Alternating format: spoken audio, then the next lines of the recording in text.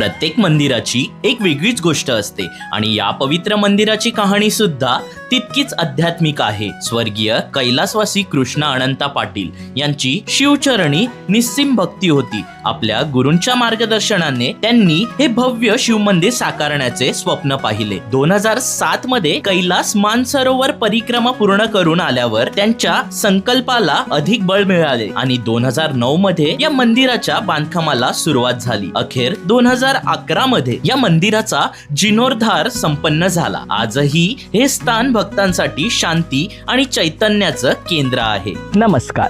तर आज आपण आलो आहोत नारायणगावच्या शिव मंदिराला आणि या मंदिराचं एक्झॅक्ट लोकेशन तुम्हाला हवं असेल तर हा व्हिडिओ लास्ट पर्यंत बघा आणि अशा छान व्हिडिओसाठी आम्हाला फॉलो करायला विसरू नका. थांबा या मंदिराचा परिसर तर पहा. आणि या मंदिराच्या मागच्या बाजूला ही अशी एक सुंदर नारळाची बाग सुद्धा आहे जिथे तुम्हाला नक्कीच पीस आणि शांतता मिळेल.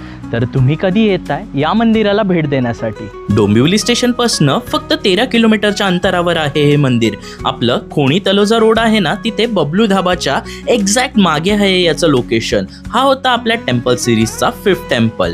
आणि अशा छान प्लेसेससाठी आम्हाला फॉलो करायला विसरू नका. हर हर महादेव.